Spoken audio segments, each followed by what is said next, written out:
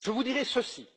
Chaque fois que vous ferez avancer la cause de la liberté, de l'égalité et de la fraternité en Europe, chaque fois que vous agirez pour une Europe plus juste, plus durable et plus démocratique, nous serons à vos côtés.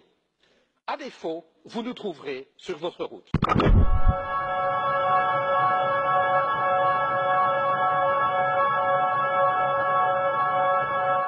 Monsieur le Président, ce que vous souhaitez pour l'Europe, vous affirmez que la France doit commencer elle-même à le faire dès aujourd'hui.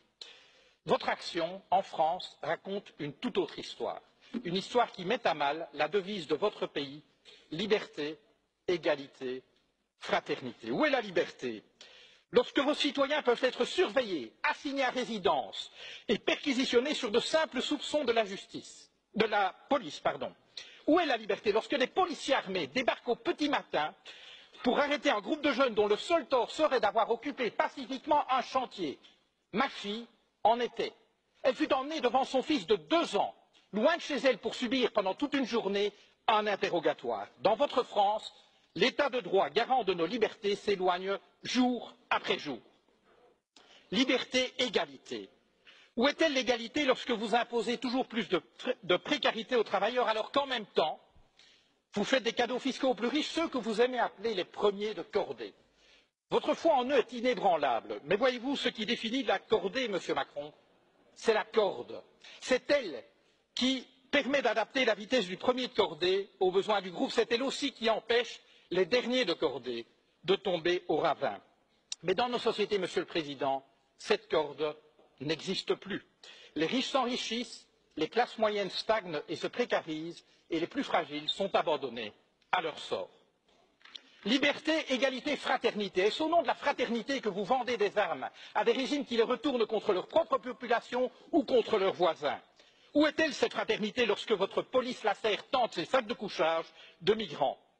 Procédures expéditives, recours non suspensifs, détentions administratives, voilà les ingrédients de votre projet de loi sur l'asile et l'immigration. Contenir et refouler plutôt qu'accueillir des êtres humains en exode forcé. Liberté, égalité, fraternité, au pays de l'accord sur le climat, je rajouterai un 4e terme, durabilité. Vous dites vouloir la taxe carbone, la fin du glyphosate, la fin des voitures diesel, bravo. Mais vous restez en même temps un ardent promoteur des traités actuels de libre-échange et pire encore du nucléaire. Alors, vous avez permis, contrairement à votre prédécesseur, l'adoption par l'Union européenne d'une définition totalement laxiste des perturbateurs endocriniens. Alors, vous avez eu le courage de mettre un terme à ce projet insensé d'aéroport à Notre-Dame-des-Landes, mais c'est pour, dans la foulée, écraser dans la violence les projets de celles et ceux qui inventent depuis des années une manière différente de vivre. Monsieur le Président, un livre vous dit philosophe. Il affirme qu'aucun de vos mots n'est le fruit du hasard. Voici quelques mois, vous avez parlé des gens qui réussissent et des gens qui ne sont rien. Vous n'avez pas dit des gens qui ne font rien ou des gens qui n'ont rien. Vous avez parlé des gens qui ne sont rien. Voyez-vous, pour nous, le projet européen consiste précisément à faire en sorte que plus jamais, en aucun endroit de ce continent, aucune femme, aucun homme ne puisse être considéré comme rien ou se penser comme rien. Car considérer des êtres humains comme rien, c'est permettre de leur faire subir n'importe quoi, et cela, nous ne l'accepterons jamais.